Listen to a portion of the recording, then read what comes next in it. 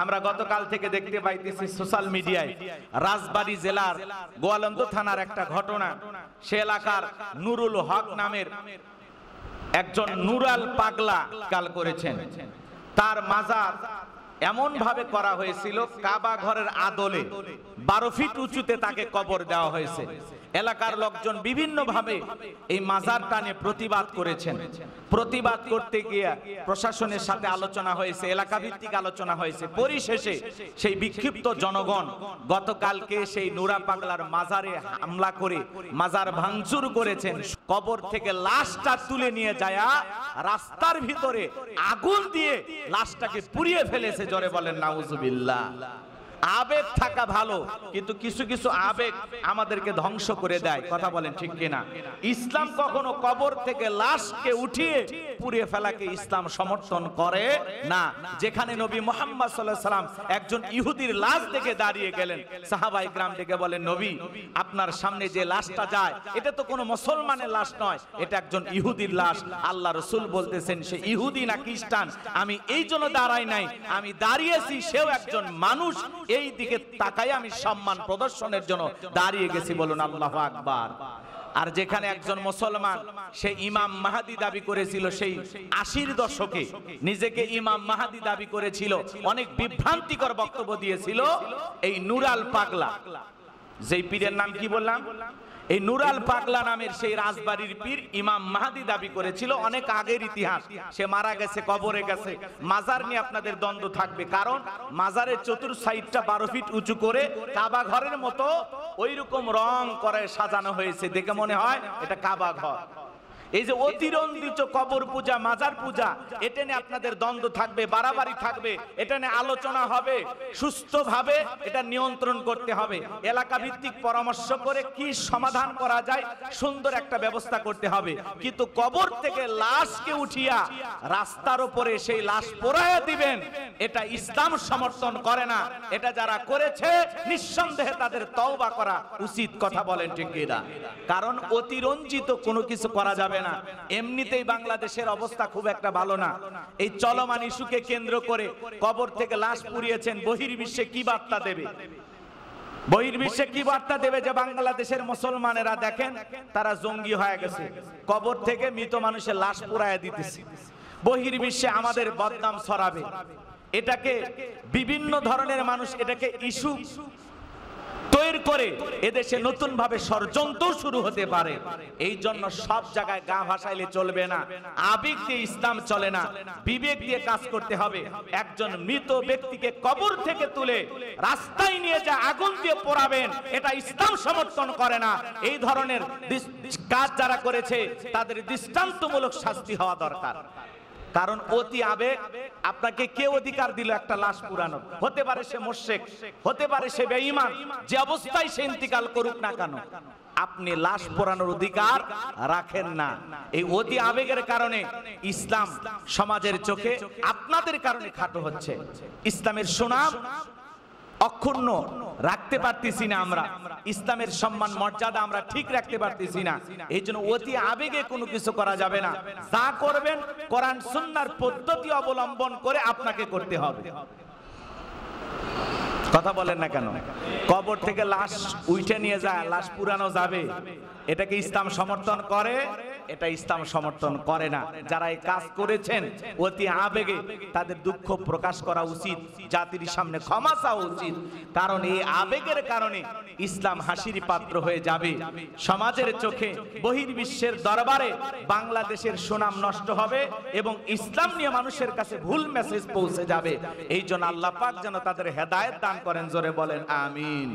কারণ এমনিতে রাম বামের অভাব নাই, ওরা যদি একটা কিছু পারে টকশো গরম করবে, পুরো পৃথিবীর কাছে ওটা ভাইরাল করে দেবে। এই জন্য মুসলমানকে পা ফেলতে হবে বুঝে শুনে। আবেগের ঠেলায় কবর থেকে লাশ তুলবা, মাজার ভেঙে দিছো ঠিক আছে, কাবার আদলে মাজার তৈরি হয়েছে, মাজার ভেঙে দিয়েছো ঠিক আছে, 12 ফিট করে কবর বানাইছে, ইসলাম সমর্থন করে না, এটার বিরোধিতা করেছো ঠিক আছে, কিন্তু কবর থেকে লাশ তুলে আপনি পোড়ায় দিবেন, এটা বাংলাদেশের মুসলমান সমর্থন করতে পারে না। এই কাজগুলো থেকে আমাদের বেরিয়ে আসা দরকার। আল্লাহ যেন আমাদের হেদায়েত দান করেন। একটু জোরে বলেন আমিন, আর একটু জোরে বলেন আমিন। সম্মানিত হাজিরিন, আমি যে কথা বলতে চাচ্ছিলাম, আল্লাহ রাব্বুল আলামিন এই পৃথিবীর জমিনে বিশ্ব নবীকে আদর্শ হিসাবে প্রেরণ করেছেন। শিশুকাল থেকে নবীজি কেমন ছিলেন, কেমন সোনার মানুষ ছিলেন বলতে গেলে লম্বা আলোচনা হবে, ওই দিকে যাবার সুযোগ নাই। নবীজি শিশুকালে 6 বছর বয়সে মাকে হারিয়েছেন, 8 বছর বয়সে দাদাকে হারিয়েছেন। দাদা ইন্তিকালের পূর্বে তার কলিজার টুকরা সন্তান আবু তালেবকে ডেকে বলে, বাবা শোনো, এতিম ভাতিজার দায়িত্ব আজ থেকে তোমাকে দিলাম। 82 বছর বয়সে আব্দুল মুত্তালিব ইন্তিকাল করলেন। চাচা আবু তালেবের ঘরে বিশ্ব নবী যখন লালন পালন হতে লাগলেন, নবীজির বয়স যখন 12 বছর, ব্যবসায়িক কাফেলার সাথে বিশ্ব নবী সিরিয়ার দিকে রওনা করেছিলেন। পথের মধ্যে জিরজিস নামের একজন খ্রিস্টান পাদ্রীর সাথে দেখা হয়ে গেল। নবীজির চেহারার দিকে তাকাইয়া আবু তালিবকে ডেকে বলে, আবু তালিব বলো তো এই ছেলেটা তোমার কে হয়? আবু তালিব বলে, এটা আমার বেটা। ওই খ্রিস্টান পাদ্রী ডেকে বলে, না আবু তালিব, তুমি যা বলতেছো মিথ্যা বলতেছো, এই ছেলে তোমার ছেলে হতে পারে না। বলতেছে, এটা আমার ছেলে না, এটা আমার ভাতিজা। বলে, হ্যাঁ, কারণ আমি যতটুকু জানি এই ছেলের মা বাবা দুনিয়াতে বেঁচে থাকার কথা নয়। ও আবু তালিব, যত দ্রুত পারো এই সন্তানটাকে তোমাদের কাফেলা থেকে মক্কায় পাঠায়া দাও, কারণ খ্রিস্টান ইহুদিরা যদি খবর পায় এই সন্তানের বিপদ হতে পারে, এমনকি তারা তাকে হত্যাও করতে পারে, কারণ এই সন্তান হবে আগামীর পয়গাম্বার, এই সন্তান হবে বিশ্ব জাহানের নেতা। আল্লাহু আকবার। খ্রিস্টান পাদ্রীর মুখে এই কথা শোনার পরে আবু তালিব 3 জন ব্যক্তির সাথে বিশ্বনবী মুহাম্মদ রাসূলুল্লাহ সাল্লাল্লাহু আলাইহি সাল্লামকে মক্কায় পাঠিয়ে দিলেন। এইভাবে বিশ্বনবী ব্যবসায়িক কাফেলার সাথে জড়িয়ে গেলেন 12 বছর বয়স থেকে। এরপরে বিশ্বনবী এক এক করে ব্যবসায়িক কাজে নিয়োজিত হলেন। বিভিন্ন কাফেলার দায়িত্ব নিয়ে ব্যবসা করার জন্য বিভিন্ন অঞ্চলে যেতে লাগলেন। নবীজি যেই কাফেলার সঙ্গে যায়, যেই মাল, যে আসবাবপত্র বিক্রি হওয়ার কথা 3 মাস সময়, নবীজি ওই কাফেলার সাথে গেলে সেই মালামাল বিক্রি করতে 1-1.5 মাসের মধ্যে সব বিক্রি হয়ে যায়। দ্বিগুণ পরিমাণে লাভ নিয়ে, মুনাফা নিয়ে তারা আবারও ফিরে আসে। বলুন মারহাবা। এই সুনাম সুখ্যাতি যখন চতুর্দিকে ছড়িয়ে পড়ল, আম্মাজান খাদিজাতুল কুবরা রাদিয়াল্লাহু তাআলা আনহা তিনি তখন তার ব্যবসায়িক কাফেলার দায়িত্ব মুহাম্মদ সাল্লাল্লাহু আলাইহি সাল্লামকে দিলেন। আল্লাহু আকবার বলেন। নবীজি এই যে ব্যবসায়িক কাফেলার দায়িত্ব পাওয়ার পরে ব্যবসায়িক কাফেলা নিয়ে 2 মাসের মালামাল 1 মাসেই বিক্রি করে যখন ফেরত আসলেন, নবীজির আমানতদারিতা দেখে, নবীজির নম্রতা ভদ্রতা দেখে খাদিজা নবীজির প্রতি দুর্বল হয়ে গেলেন। তার বান্ধবী নাফিসার কাছে মনের কথাগুলো খুলে বলতে লাগলেন এবং নাফিসার মাধ্যমে বিশ্বনবীর কাছে বিবাহের প্রস্তাব দিলেন। নবীজির কাছে যখন খাদিজার বিবাহের প্রস্তাব আসলো, নবীজির চেহারাটা লজ্জায় লাল হয়ে গেল। বলতেছে, আমি তো আমার বিবাহের প্রস্তাবের ক্ষেত্রে আমাকে বললে হবে না, আমার একজন অভিভাবক আছে, আমার চাচা যেই সিদ্ধান্ত নেবে সেই সিদ্ধান্ত আমি মেনে নেব। এইবার খাদিজা কিছু লোকের মাধ্যমে বিশ্বনবীর চাচার কাছে প্রস্তাব পাঠাইলেন। অবশেষে তার চাচাও রাজি হয়ে গেলেন এবং বিবাহ ব্যবস্থা চাচা আবু তালেব বিশ্বনবীর বিবাহের খুতবা পাঠ করলেন। বলেন মারহাবা। বিশ্বনবী মক্কার শ্রেষ্ঠ ধনী আম্মাজান খাদিজাতুল কুবরা রাদিয়াল্লাহু তাআলার সাথে বিবাহ সম্পন্ন হওয়ার পরে মক্কার কাফের বেঈমানরা কানা ঘোষা করতে লাগলো যে এতিম পোলা মুহাম্মদকে খাদিজার মতো মক্কার শ্রেষ্ঠ ধনী সে বিবাহ করলো। কত সম্ভ্রান্ত নামি দামি ফ্যামিলি থেকে তার কাছে বিবাহের প্রস্তাব দিয়েছিল, কিন্তু আম্মাজান খাদিজা কারো প্রস্তাবে রাজি হয় না। এইবার আম্মাজান খাদিজা মক্কার মানুষের সমালোচনা মুক্ত করার জন্য, তাদেরকে মেহমানদারি করার জন্য নির্দিষ্ট একটা দিন তার বাসায় দাওয়াত দিলেন।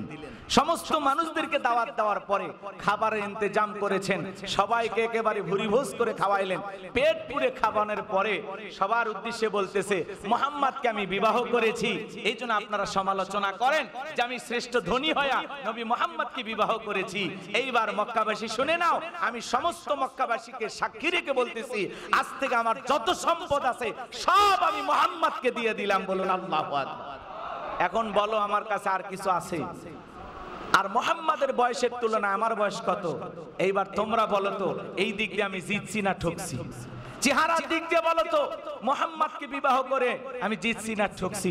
সব দিকে মক্কার বাসীরা বলতেছে সব দিক দিয়ে তুমি জিতে গেছো। সুবহানাল্লাহ বলেন। অনেক লম্বা ঘটনা, সংক্ষিপ্ত করে তাড়াহুড়ো করে বলতে গেলে আলোচনা আসলে গুছিয়ে বলা যায় না।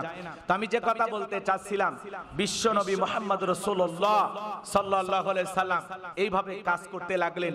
নবীজি একটা সংগঠন তৈরি করলেন, নাম হলো হিলফুল ফুজুল।